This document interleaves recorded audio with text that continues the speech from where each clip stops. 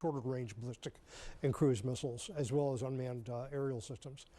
So they can attack, and I expect any defense is imperfect. While we will probably be able to engage most of the targets that come at us, some of them will probably get through. And we're already seeing that to a certain degree.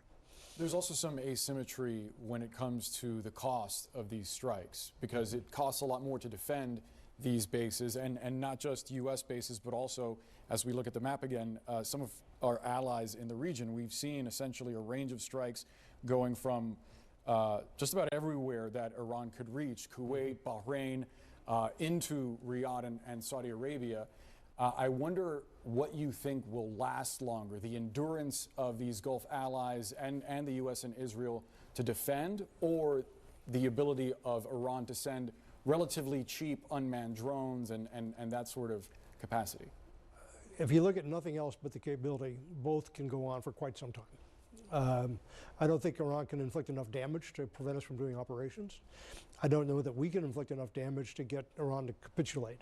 It took several weeks for Serbia to capitulate when during the war in the Balkans. In the case of Venezuela, a raid and a decapitation attack got the government to cut a deal very quickly. I think Donald Trump would like to see that. I think that was his anticipation. He thought it would be like Venezuela. It doesn't have to be that way. And I think Iran, if they want to be resilient and continue, they can inflict damage on us and our partners for quite a long time.